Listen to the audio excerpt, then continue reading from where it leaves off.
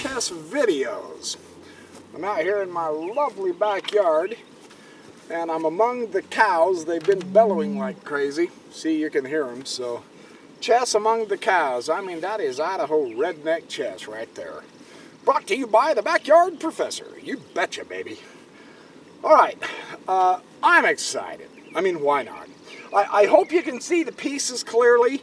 I have to have the camera that far away this time because the ground is a blasted level and I don't have an upper level. And so anyway, this isn't like in my man cave. It's kind of hard to, you guys say you like to see me and see my mannerisms, unfortunately, so I'm not going to show you just the board. You want to see me flail around and act like a goofball and entertain you, because I dang sure ain't teaching you any good chess, right? And I'm loving playing you guys on chess.com. It's fun. I mean, I'm making lots of friends. That's cool. You guys are funny. I like that. I like to kind of chat and make fun of you and make fun of myself and all that. I don't take myself too seriously. Hey, I'm 53 years old. Who am I going to impress? What am I going to become? The head janitor at this point in life? Nice thing about getting old is you can say just exactly what you want. They say, oh yeah, don't worry about him. He's just an old fart. You know, he'll say anything. Anyway, shut up and play the game. Let me show you this game.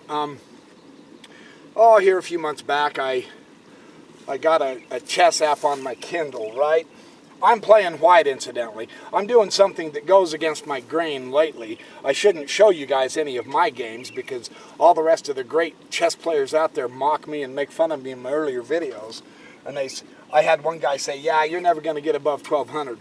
I may not, I don't know, but I'm sure having fun making friends on chess.com and learning from you. So I've been playing this silly chess app for several months. And it took me 200 games before I could beat it on level 3, man. And then eventually I beat it on level 4, and then level 5, and then level 6. Hey, this is a game on level 7. I'm 2/3 of the way through the levels, and I finally beat it on level 7. I'm playing a system called the London system, a really interesting white opening. One of the main characteristics of the London Open, the London system, is that bishop to f4 right there. And my opponent pushes the d5. So we're on a good start.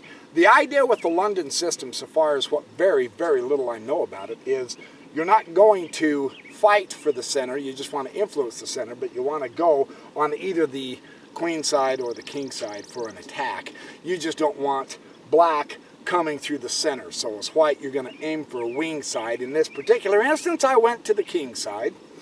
But you want to close up the center and have your own center solid. This is the philosophy with the London system. Kind of an interesting idea.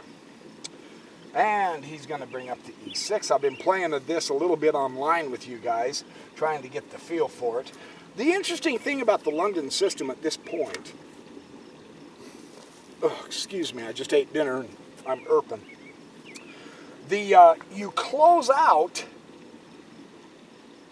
your bad bishop, but you put your bad bishop on the outside of the pawn chain first. Boy, these pieces are dirty. And then he's influential. He's active. Yes, it's a bad bishop and all that horse malarkey. Don't worry about that designation. That's a good bishop right now, good and active. He's not hindered by the pawns. This is one of the main features of the London system. Well, I think it's really actually kind of cool how that works. He came down and went bishop b4 check immediately. And of course, this allowed me to solidify my center with this triangle of pawns. And of course, I'm kicking his bishop back, and he does put the bishop back to d6. Now at this point in the London system, at d6, instead of coming down here and going check, he actually just basically helped me develop, is what he did, because I wanted to close off my center anyway and have it firm and solid. When he came back to this e6 square, he's challenging my bishop here on f4, right? So the question is, do I take that bishop, or do I keep my own bishop and let him take me? One of the strategies, one of the interesting strategies about this particular system is, when you drop your bishop down to g3, if he does happen to take you, you can open up your h-file for a rook, right? So the the game I played said drop it back down to G3, so that's what I did. And then the computer castled. Now, the other nice thing about playing a computer on level 7, it's not going to make any stupid bluster, idiotic moves. It's not going to move a pawn over here or whatever when it should be moving the queen out of danger, etc. So playing it on level 7 is a pretty good challenge. Now, I've played it probably, maybe, 20 times on level 7. This is my first time I've beat it. I beat it a few times on level 6. On level 5, I'm a little more comfortable. On level 4, I can wipe it out all the time, which is really kind of nice. But it is just a meager Kindle app, so it's not that big a deal. But it's fun. It's good practice. Good practice, and I wanted to show you this game. Bishop D3, coming along the diagonal here. Oh, I lied. Oh, did I mess this up already? Bishop D6. He came back to Bishop D6.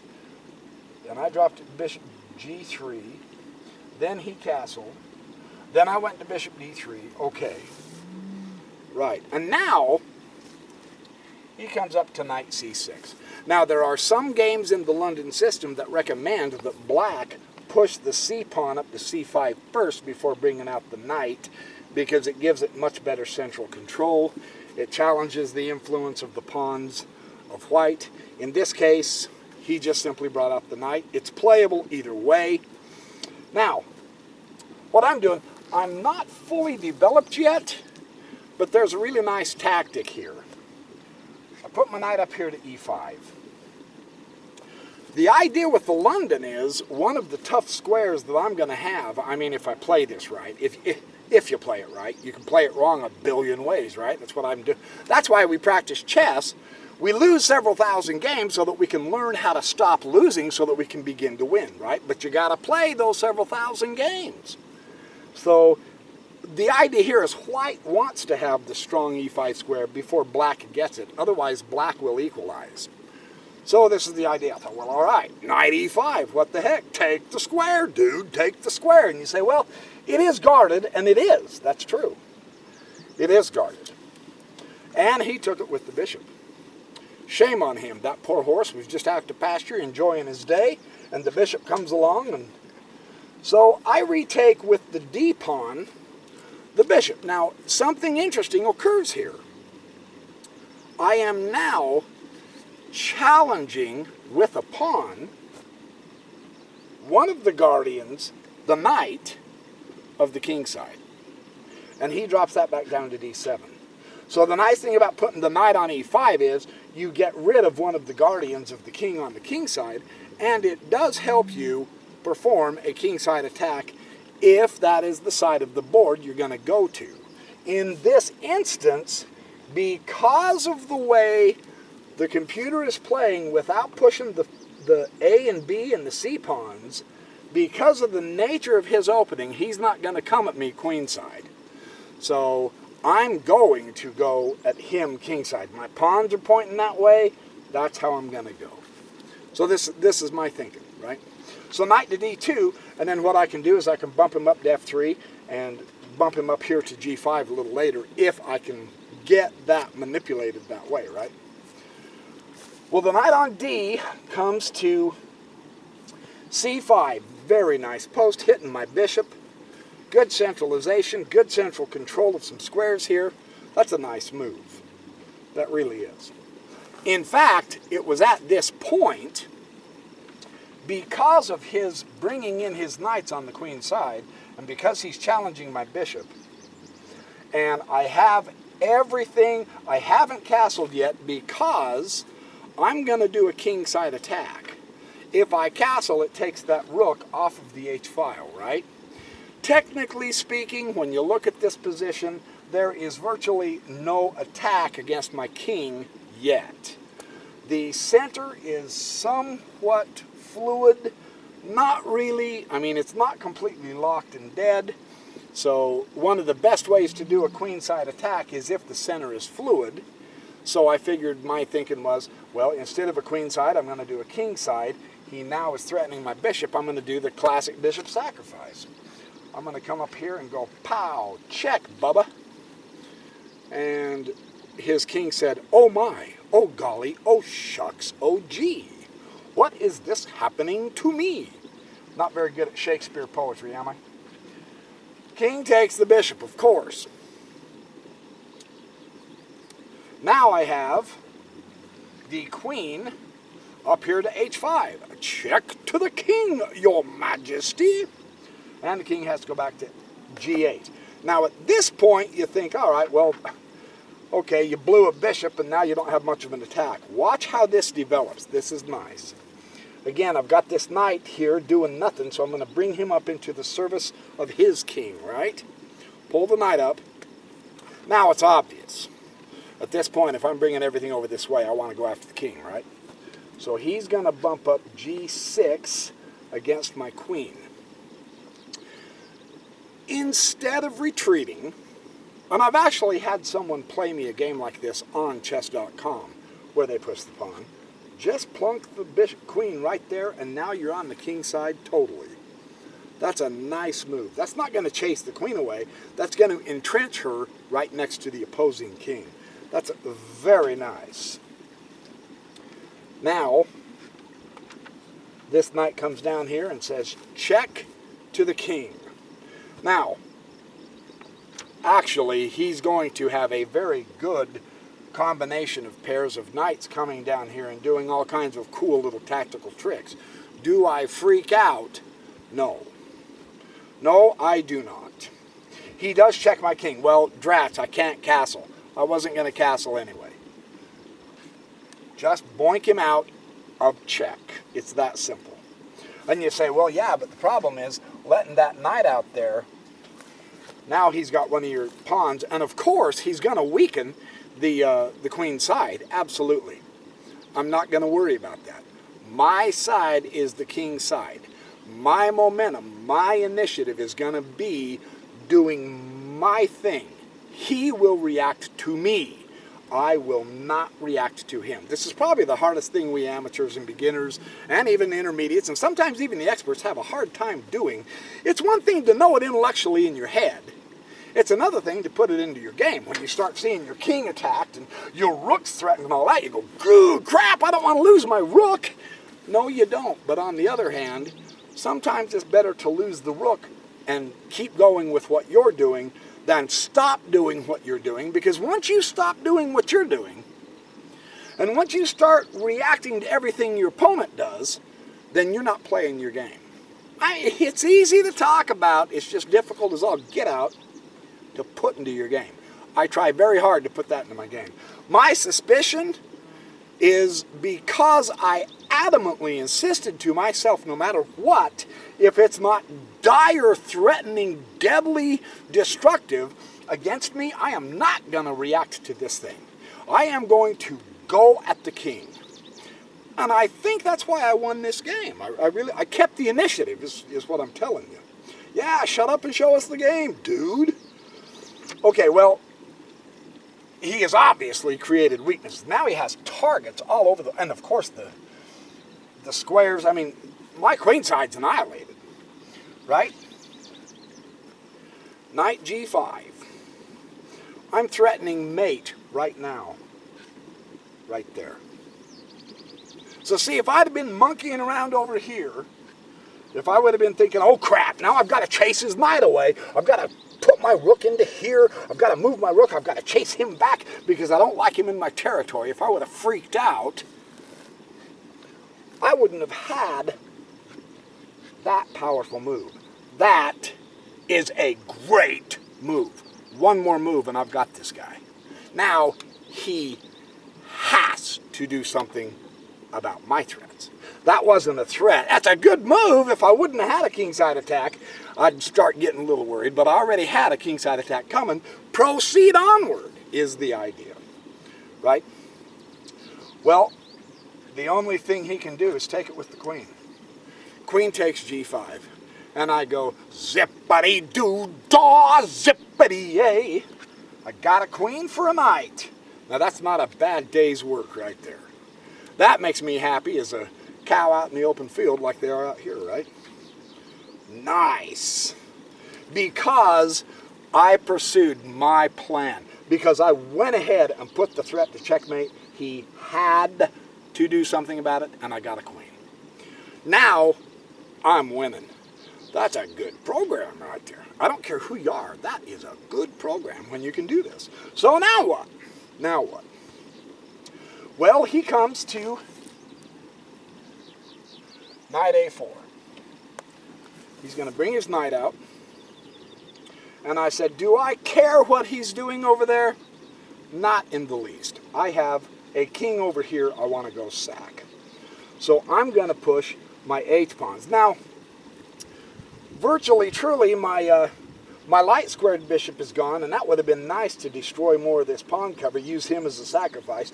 The dark square bishop isn't it's not as influential as I want it to be. I don't have the h-file open yet. My rook will become more powerful if I can open up the h-file. Well, logic dictates, well then, dude, since you don't have a lot of pieces left anyway, ram the pawns out there. Use them as battering rams. Go get that king. This is the strategy that I chose. And no matter what, I'm going to run that h-pawn up.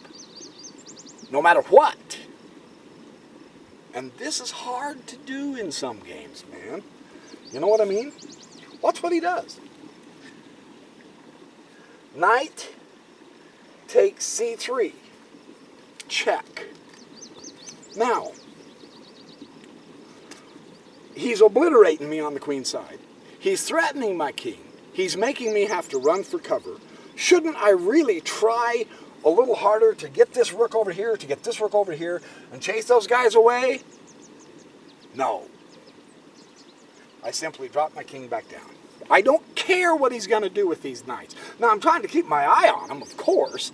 I mean, I don't want him forking my king and my queen. That would suck. So I've got to keep my eye on it, but I'm not going to be over concerned with it. Right? Now watch. Knight to b4. Here he comes. I'm telling you, here he comes. You can see the square he's aiming at. Dude, he's coming to here. You've got to move your rook out. You've got to move your king or something. You're going to get a vicious fork and lose a very powerful rook. And I don't give a diddly doo-dah. I'm not going to pay attention to this enough to sway me from my plan.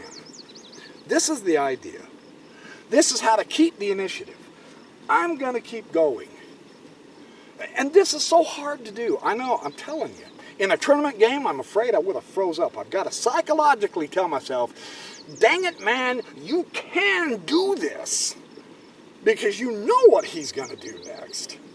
You absolutely know, and he does. C2, check. Ta-da, that's a great tactic. What are you going to do now, you moron? You lost your cotton picking. You lost your cotton picking rook. Not so fast. Look at this. Now he goes